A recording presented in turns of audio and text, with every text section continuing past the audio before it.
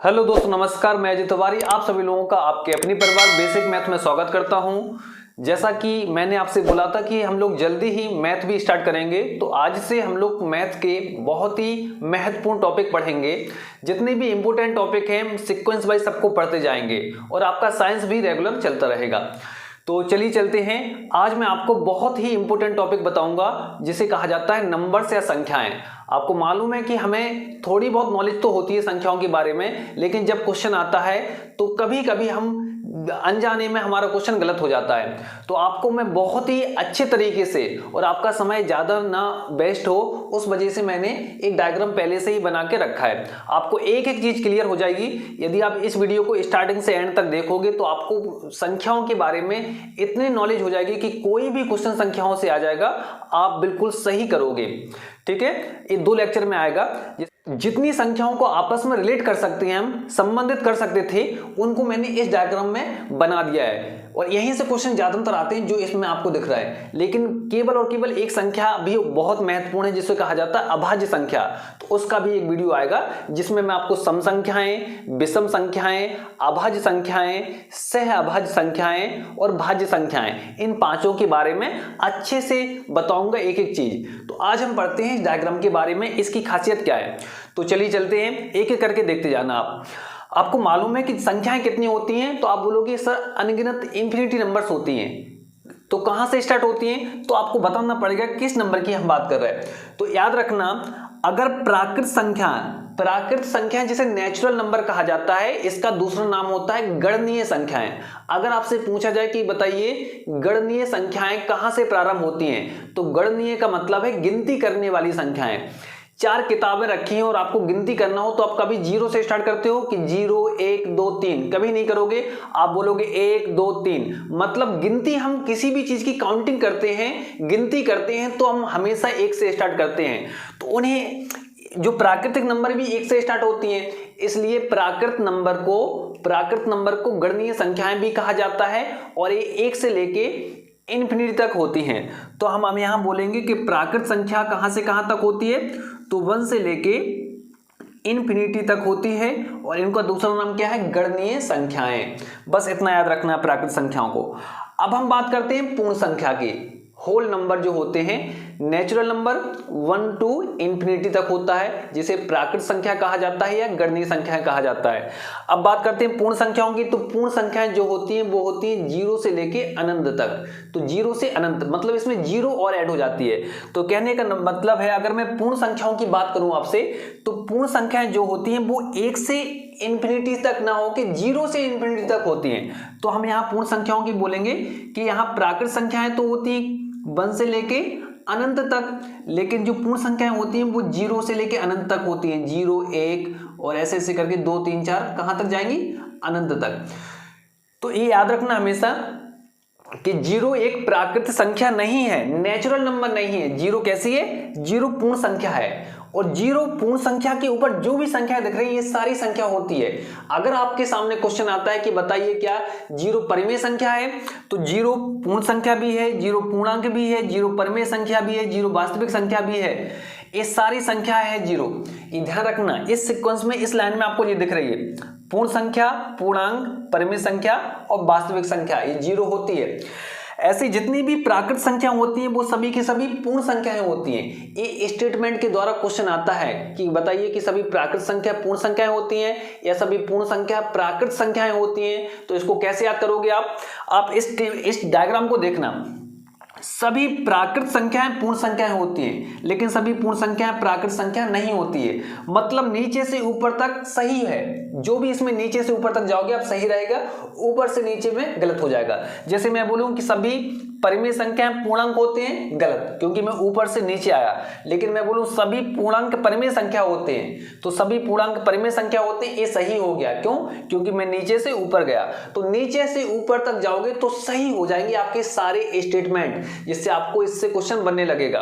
तो अगर क्वेश्चन आता है कि बताइए कि सभी परिमेय संख्याएं वास्तविक संख्याएं होती हैं, बिल्कुल सही है, सभी परिमेय संख्याएं वास्तविक संख्याएं होती हैं। लेकिन सभी वास्तविक संख्याएं क्या परिमेय होती हैं, तो ये गलत है। तो नीचे से ऊपर तक क्या रहेगा, सही रहेगा। सभी दशमलव संख्याएं परिमेय होती हैं, बिल्कुल सही है। सभी पूर्णांक क्या परिमेय होते हैं, बिल्कुल सही है। तो इस सीक्वेंस में आप जाओगे तो सही होते जाएंगे आपके, ठीक है।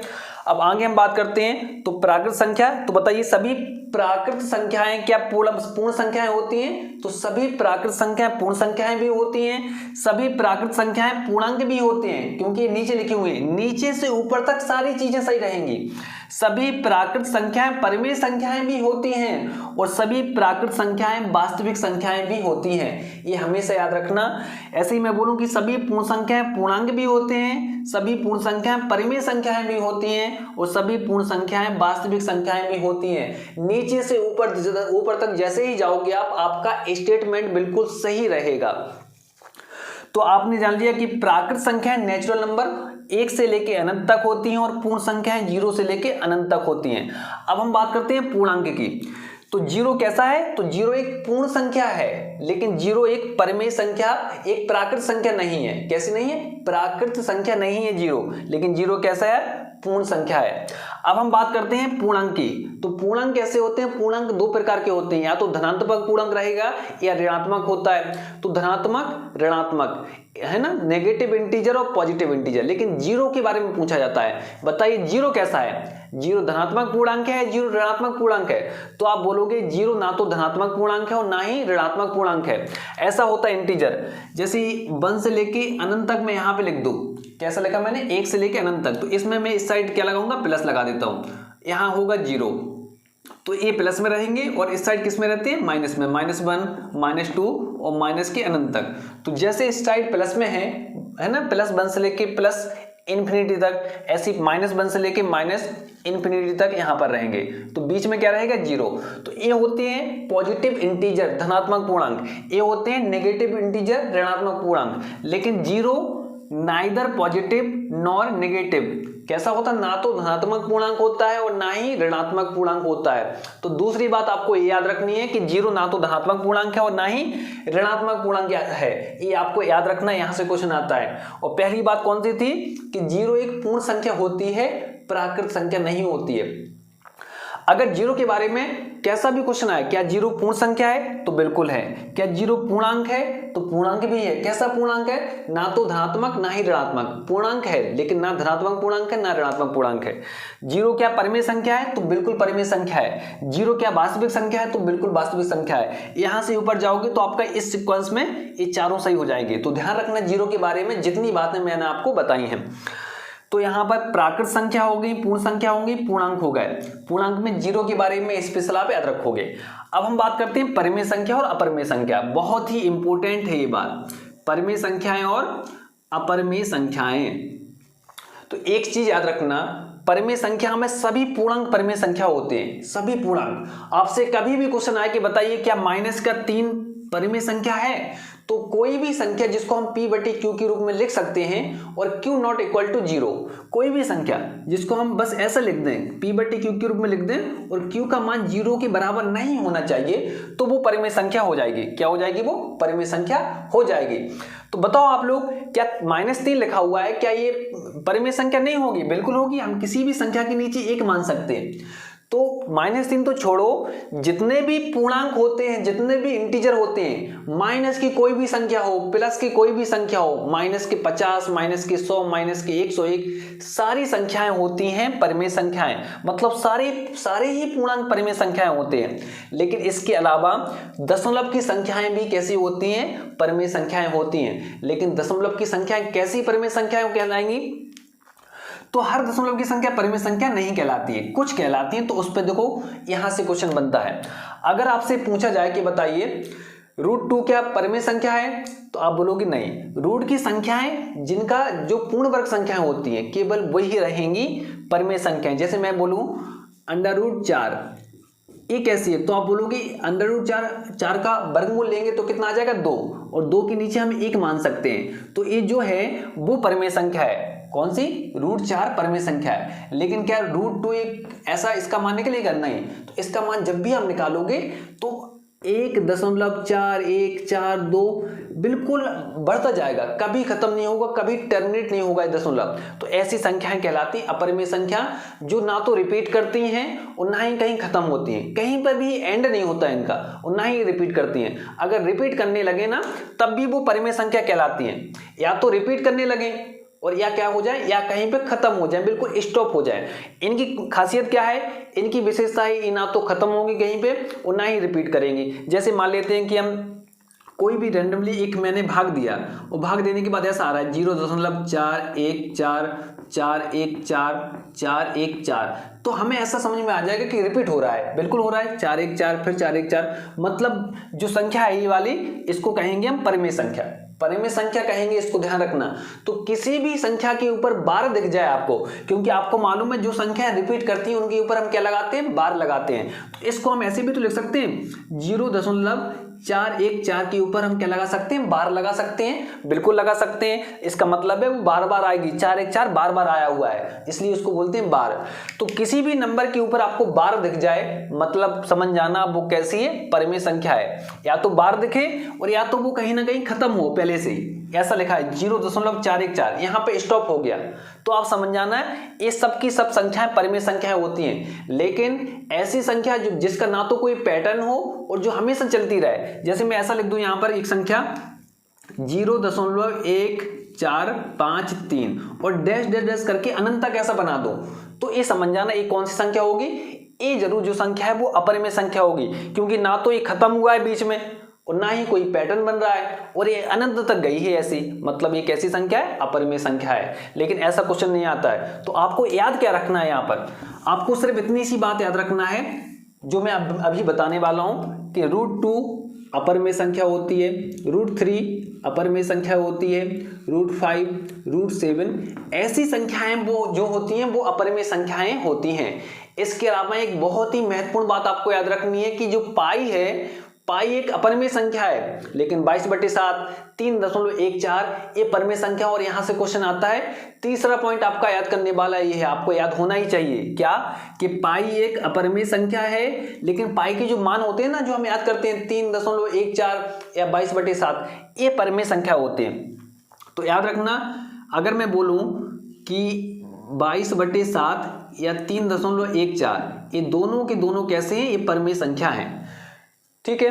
तो परिमेय संख्या कौन कौन सी होती है, ये तो अपरिमेय हो गई, कोई भी रूट में ऐसी संख्या जिसका पूर्ण वर्ग नहीं निकाला जा सकता है वो अपरिमेय संख्या होती है, और पाई भी कैसा है, अपरिमेय संख्या है। बस इसके अलावा कोई भी संख्या या तो दशमलव में लिखी हो या सही बटे में लिखी हो, दशमलव में लिखी हो, सही बटे में लिखी हो, वो परिमेय संख्याएं कहलाती हैं, या बार में लिखी हो। तो आपको तीन चीजें याद रखना, या तो नॉर्मल दशमलव लिखा हो, जैसे मैं लिखूं 4.5, पूछूं कैसी है, तो आप बोलोगे दशमलव संख्या परिमेय है, क्योंकि वो फिक्स हो गया पॉइंट, 0.5 आ गया, तो आप बोलोगे फिक्स हो गया मतलब परिमेय संख्या है। या फिर मैं बोलूं 4.5 की पावर बार कर दूं मैं, तब भी आप बोलोगे 5 के ऊपर बार लगा दिया, मतलब बार बार आएगी, रिपीट है, तो इसका मतलब ये भी कैसी है, परिमेय संख्या है। तो ये तो नॉर्मल दशमलव हो, या बार बार दशमलव हो, या सही बटे पहले से हो, जैसे मैं लिखूं 9/3 या 9/4, तो ये तो सही बटा हो, दशमलव कैसा भी हो, बार वाला है नॉर्मल वाला या सही बटा हो, ये सब के सब कैसी होती है, परिमेय संख्याएं होती हैं।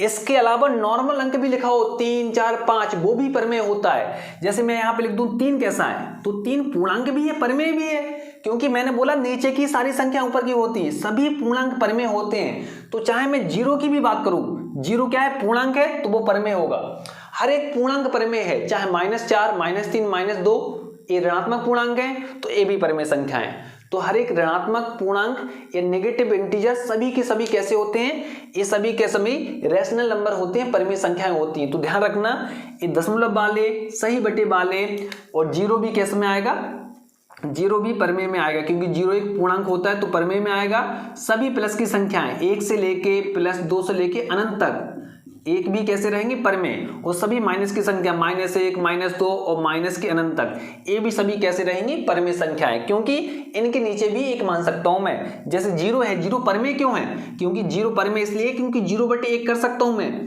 और परिमेय की कंडीशन होती है कि P बटे Q में Q का मान जीरो नहीं होना चाहिए, नीचे वाली संख्या जो है उसको जीरो नहीं होना चाहिए। तो देख लो आप 0/1 लिखा है, 1 जीरो नहीं है, ऊपर वाला जीरो है, नीचे तो 1 आ गया ना।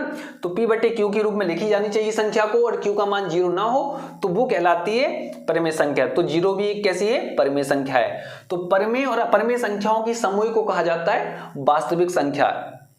अब हम बात करते हैं, जो संख्याएं केवल दो प्रकार की होती हैं, या तो वास्तविक होगी या काल्पनिक होगी, और सभी संख्याएं वास्तविक होती हैं, कुछ ही काल्पनिक होती हैं, तो उसको मैं बताता हूं। अब वास्तविक संख्याओं को परिमेय अपरिमेय में बांटा गया है, परिमेय संख्याओं को पूर्णांक और दशमलव संख्याओं में बांटा गया है। पूर्णांक, फिर पूर्णांक में यहाँ पे पूर्ण संख्या है, पूर्ण संख्या के नीचे प्राकृत संख्या है। इस डायग्राम को आप बनाओगे तो आपके सारे स्टेटमेंट सही हो जाएंगे, सारी संख्याओं के बारे में आपको जानकारी हो जाएगी कि सभी के सभी पूर्णांक परिमेय होते हैं। तो जीरो एक पूर्णांक है, तो इसका मतलब जीरो भी परिमेय होगा। आपको रटने की जरूरत नहीं पड़ेगी, आपको ऑटोमेटिक ही सारी चीजें याद हो जाएंगी। अब हम बात करते हैं यहाँ काल्पनिक संख्याओं के बारे में। तो काल्पनिक संख्याएं केवल वे संख्याएं होती हैं जिसका आप स्क्वायर करोगे, जिसका वर्ग करोगे तो माइनस में आंसर आएगा। जैसे करके देखते हैं, मुझे देखना है क्या -1 एक काल्पनिक संख्या है, तो -1 का स्क्वायर करके देखो। -1 का स्क्वायर करोगी तो -1 गुणा में -1 तो प्लस का 1 आया, नहीं है काल्पनिक संख्या। माइनस की सारी संख्याएं ही वास्तविक होती हैं, सभी संख्याएं वास्तविक हैं, आपको याद रखना है। अब काल्पनिक संख्या, आपको मैंने बोला कि जिस संख्या का आप स्क्वायर करोगे माइनस में उत्तर आ जाए तो समझ जाना वो काल्पनिक है। तो इसके लिए एक अलग से अल्फाबेट यूज किया जाता है जिसको आई कहा जाता है। इस अल्फाबेट को क्या कहते हैं, आई का स्क्वायर जो होता है वो -1 के बराबर होता है। तो याद रखना हमेशा आई स्क्वायर बराबर -1। और आई का मान कितना होगा, तो आई का जो मान होता है वो होता है रूट में -1। तो ये मान हमको याद रखना 2 कि आई स्क्वायर बराबर -1, आई बराबर रूट -1। तो आई जो है वो कैसी है, काल्पनिक संख्या है। जैसे आपके पास देखो, मैं यहां पर बोलूं कि मेरे पास 5i एक संख्या लिखी है 5i, तो आपसे पूछा जाएगा कि बताइए 5i कैसी संख्या है, तो आप बोलोगे 5i एक काल्पनिक संख्या है, इमेजिनरी नंबर। ठीक है, ये होती है वास्तविक संख्या, रियल नंबर। ये सारी संख्या वास्तविक है, रियल। लेकिन काल्पनिक, जिसमें भी आई दिख जाए आपको वह काल्पनिक होता है। आई का मान कितना होगा, तो आप बोलोगे आई स्क्वायर का मान -1 होता है और आई का मान होता है रूट -1। जैसे मैंने पूछा बताइए कि i4 का मान कितना होगा, तो आप बोलोगे i4 का मतलब है आई स्क्वायर इंटू आई स्क्वायर, और आई स्क्वायर का मान कितना होता है -1, तो -1 इंटू -1 आ जाएगा 1। तो आप बोलोगे आई की पावर 4 का मान भी प्लस का 1 होता है। तो आप इनको निकाल दोगे, तोड़ के निकल जाएंगे। अब यहां पर एक चीज समझना है आपको, क्या समझना है, जैसे 5i मैंने बोला एक काल्पनिक संख्या है, तो कैसे आपको पता चलेगा एक काल्पनिक संख्या है, उस संख्या का स्क्वायर करके देखो, माइनस में अगर आंसर आ रहा है तो काल्पनिक संख्या की एक ही विशेषता है कि जिस संख्याओं का वर्ग करने पर उत्तर अगर माइनस में आए तो वो काल्पनिक संख्या होती है। तो करके देखो इसका वर्ग, 5i का अगर मैं वर्ग करूंगा तो कितना आ जाएगा, 5 का स्क्वायर हो जाएगा 25 और i का क्या हो जाएगा, आई स्क्वायर। ठीक है, तो आप बोलोगे 25i स्क्वायर। अब आई स्क्वायर आ गया, आई स्क्वायर का मान कितना होता है, -1। आई स्क्वायर का मान होता है -1, तो यहाँ -1 रखेंगे तो -25 आंसर आ जाएगा। तो देखो यहाँ पे आया कि नहीं, बिल्कुल 5i का मैंने वर्ग किया तो माइनस का आंसर आ गया। तो जिस संख्या का वर्ग करने पर उत्तर माइनस में आ जाए तो समझ जाना वो काल्पनिक संख्या होती है। और केवल वही काल्पनिक संख्या होती है जिसमें आई जुड़ा रहता है। क्यों, क्योंकि आई पहले से ही काल्पनिक संख्या मानी गई है, उसका मान ही माना गया है कि आई स्क्वायर बराबर -1 होता है। तो इस डायग्राम को आप अच्छे से पढ़ना, मैं थोड़ी सी साइनिंग कम कर देता हूं जिससे आपको दिखाई दे अच्छे से। ठीक है, आपको अच्छे से दिख रहा होगा। अब इस डायग्राम को आप बना सकते हो। तो स्क्रीनशॉट ले लिया होगा आपने। तो thank you for watching video. यदि आपको वीडियो अच्छा लगा तो चैनल को सब्सक्राइब कीजिए, वीडियो को लाइक और शेयर कीजिए, और एक बार कमेंट करके जरूर बताना कि वीडियो कैसा लगा। पाई कैसी संख्या होती है, ध्यान रखना पाई एक अपरिमेय संख्या है, लेकिन पाई के जो मान होते हैं 3.14 या 22/7 ये परिमेय होते हैं। जीरो कैसा इंटीजर होता है, तो जीरो आप बोलोगे ना तो धनात्मक पूर्णांक होता है ना ही ऋणात्मक पूर्णांक होता है। जीरो पूर्णांक भी है, जीरो पूर्ण संख्या भी होती है और जीरो परिमेय संख्या भी होती है, लेकिन जीरो प्राकृत संख्या नहीं होती है, याद रखना। और कोई भी संख्या जिसका स्क्वायर करने से माइनस में उत्तर आता है वो काल्पनिक संख्या कहलाती है, और इसके अलावा सभी संख्याएं वास्तविक संख्या कहलाती हैं। और एक काल्पनिक पूर्णांक आई जो होता है वो उसका सिंबल होता है। तो बताइए आपको इसका एक वीडियो और आएगा, इसके बाद हम इसके बहुत सारे क्वेश्चन करेंगे जिसमें आपको स्क्रीन पर क्वेश्चन भी दिखेगा और ऑप्शन भी दिखेंगे। फिर आप देखोगे कि सारे क्वेश्चन आपसे बन जाएंगे, कैसा भी क्वेश्चन इससे संबंधित आ जाए। तो कमेंट करके जरूर बताना कि वीडियो कैसा लगा। Thank you.